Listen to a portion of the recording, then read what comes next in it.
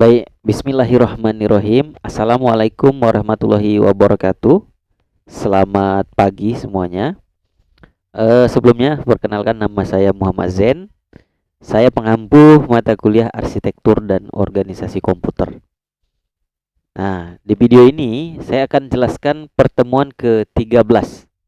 Ya, pertemuan ke-13 dengan judul Paralelisme Level Instruksi dalam Prosesor Modern. Ya, saya akan kecilkan dulu agar nampil layarnya ya. Oke, bisa dilihat ya.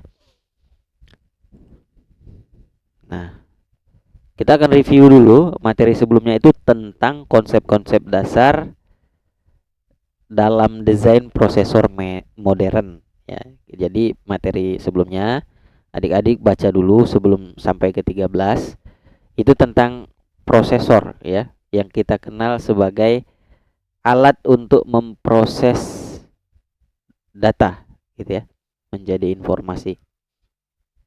Nah, ini berbicara tentang pentingnya karakteristik eksekusi instruksi, kemudian penggunaan file register yang besar ya, kemudian optimasi register oleh compiler, kemudian penggunaan arsitektur set instruksi dan RISC pipelining ya. Nah, itu membahas tentang itu ya. Nah, yang menarik di sini adalah penggunaan register yang besar gitu ya. Jadi prosesor modern katanya registernya besar gitu ya.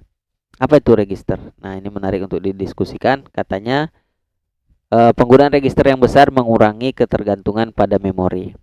Nah, sebelumnya kita jelaskan bahwasannya data di dalam aplikasi itu ketika dijalankan di-load ke dalam memori internal gitu. Sebelum dieksekusi. Nah, dieksekusi di sini maksudnya instruksi. Instruksi itulah eksekusinya. Nah, jadi di sini fungsi register ya. Fungsi register ini sama seperti memori, yaitu menyimpan data. Namun kecepatannya ya, baca tulis lah ya, kalau kecepatannya itu jauh lebih cepat, sangat jauh lebih cepat dari memori. Nah, di sini bisa kita pahami bahwasannya eksekusi itu letaknya di register atau di memori.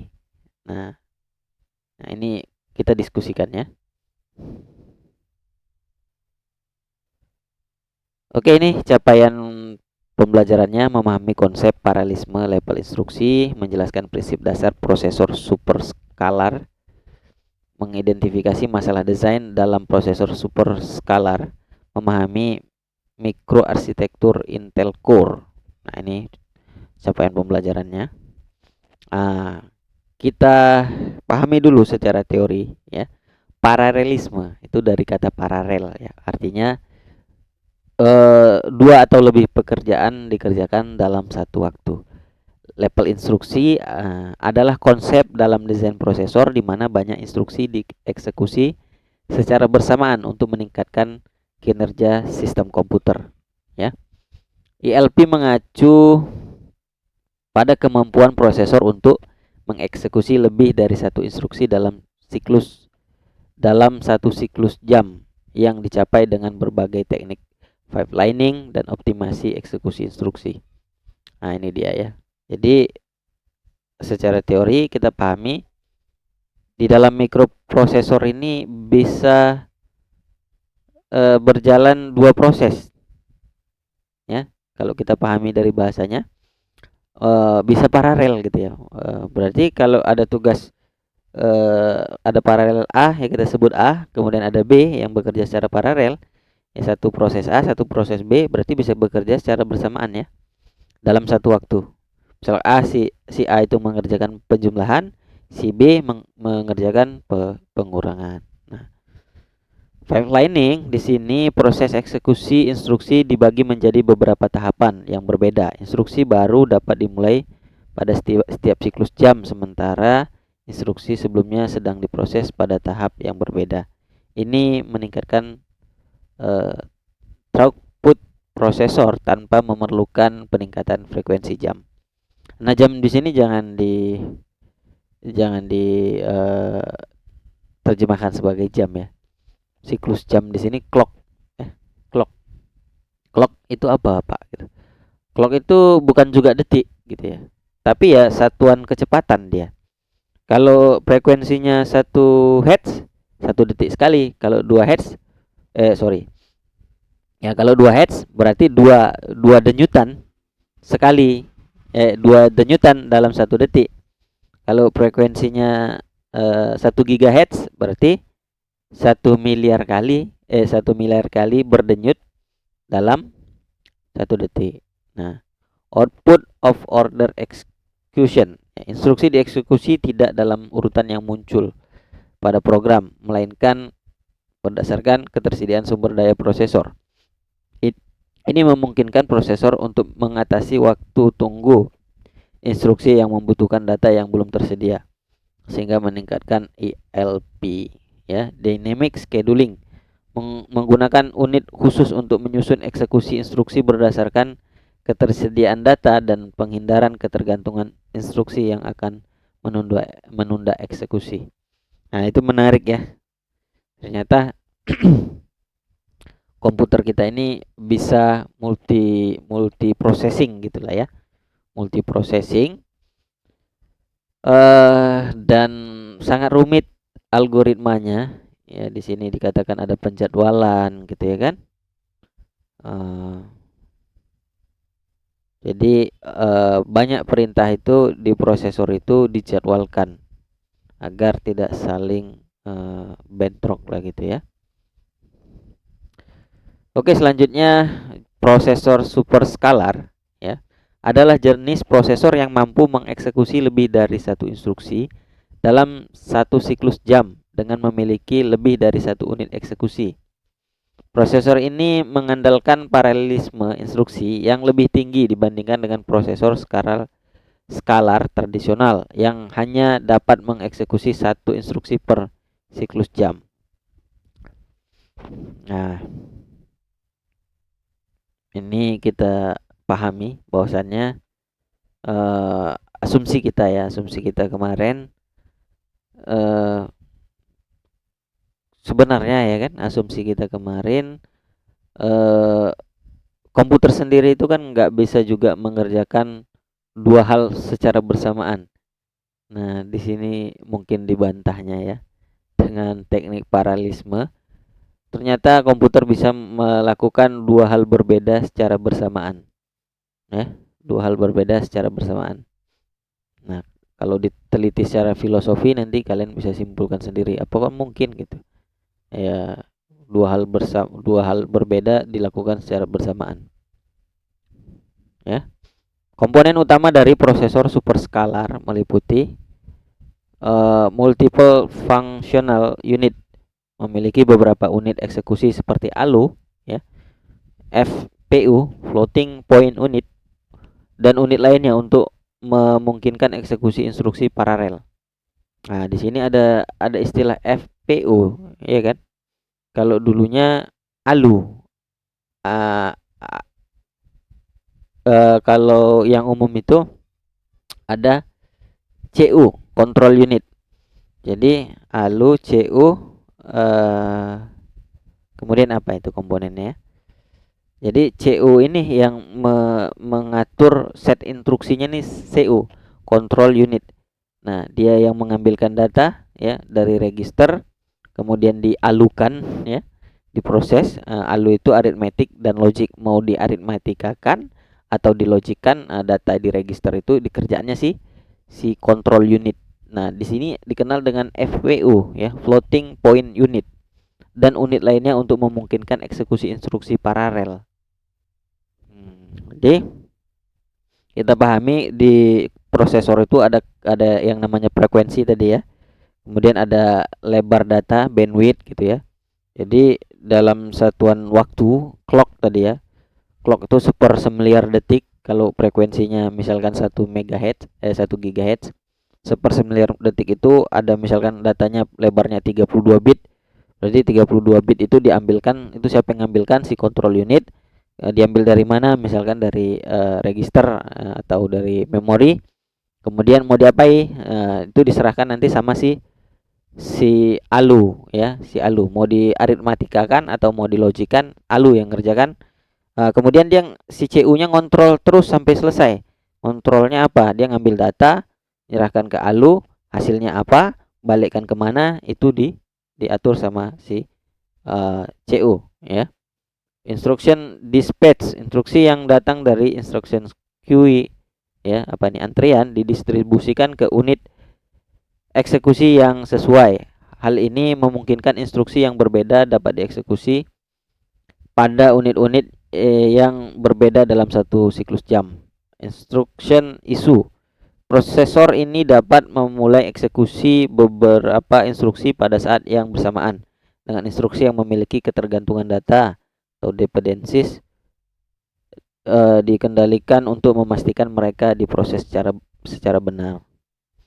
Nah, ini ada istilah prosesor super skalar. Skalar ya. Nah. Oke, gambaran masalah desain prosesor superskalar ya. Desain prosesor superskalar menghadapi beberapa masalah dan tantangan antara lain. Nah, ini kalau kalian mungkin mau jadi insinyurnya, ini pemaparan sampai mana penelitiannya gitu ya. Data hazard ya. Ketergantungan data antara instruksi dapat menghambat eksekusi paralel. Apalah artinya ya kalau yang ngerjain 2 orang tapi data yang dikerjain gak ada gitu ya. Kemudian kontrol hazard ya, ketergantungan kontrol disebabkan oleh instruksi cabang yang mengharuskan prosesor untuk memutuskan jalur eksekusi berikutnya. Nah, secara mekanisme kan rumit dia kan. Nah, cuma tetap aja kita berpikir semuanya itu mungkin gitu ya. Jadi bingung juga mungkin kayak mana mengontrolnya, kontrol unitnya itu gimana gitu ya. Mau bersamaan gitu. Kemudian struktural hazard terjadi jika lebih banyak instruksi yang perlu dijalankan daripada unit eksekusi yang tersedia. Nah, alunya ya kan? Instruksi patch ya, bottleneck ya, kecepatan pengambilan instruksi yang lebih rendah daripada kemampuan eksekusi prosesor dapat menyebabkan pengurangan kinerja. Itu dia ya, masalah prosesor superskalar.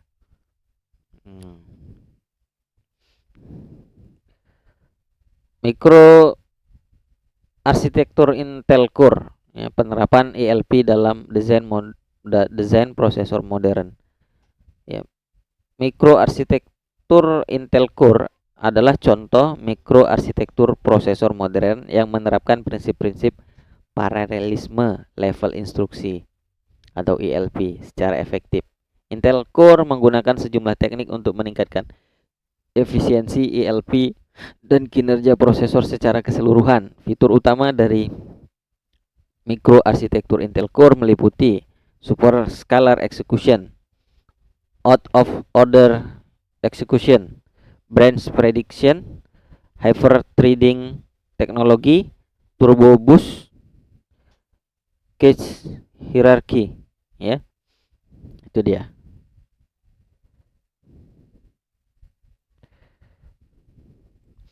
Tantangan dan solusi dalam desain mikroarsitektur Intel Core. Ya, desain mikroarsitektur Intel Core meskipun sangat efisien dalam mengimplementasikan ILP, masih terdapat beberapa tantangan. Yang pertama, pengenalan banyak core dan thread dengan multi-core prosesor yang semakin banyak. Tantangan dalam distribusi instruksi dan pemrograman paralel muncul.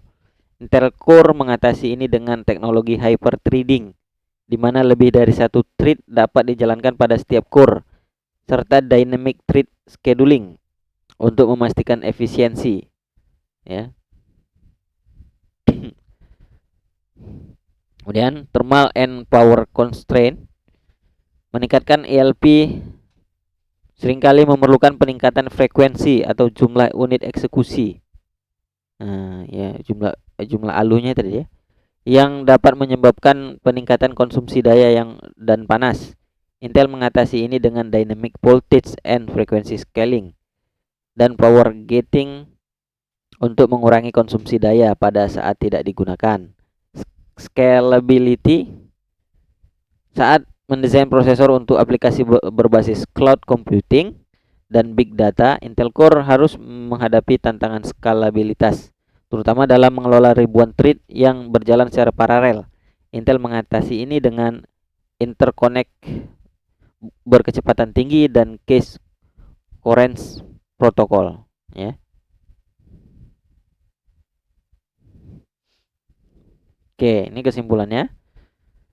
Paralelisme level instruksi adalah konsep penting dalam desain prosesor modern yang berfokus pada kemampuan prosesor untuk mengeksekusi instruksi secara bersamaan. ELP merujuk pada tingkat di mana instruksi-instruksi dalam sebuah program dapat diproses secara paralel dengan tujuan untuk meningkatkan kinerja prosesor.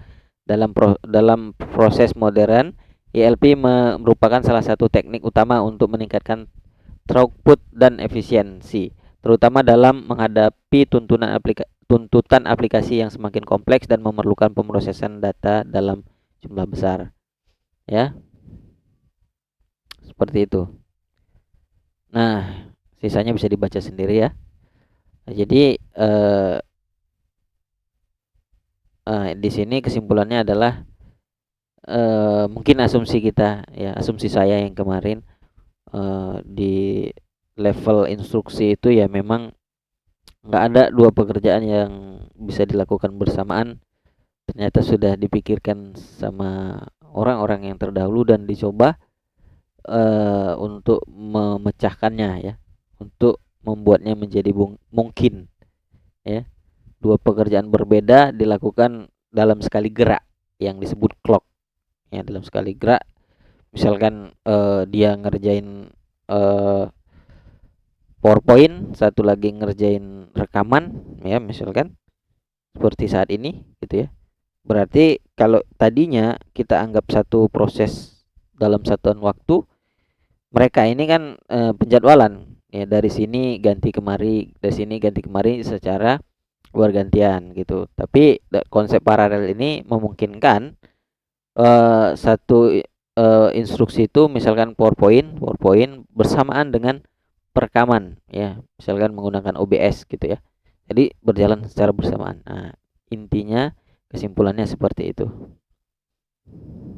Oke, untuk soal latihannya bisa dikerjakan sama prosedurnya seperti sebelumnya. Baik, mungkin itu saja untuk pertemuan ke-13 ini. Lebih dan kurang saya mohon maaf. Nah, terima kasih sudah menonton video sampai akhir. Jangan lupa dukung channel ini dengan klik tombol like, kemudian subscribe. Dan saya tutup. Wassalamualaikum warahmatullahi wabarakatuh. Selamat pagi semuanya.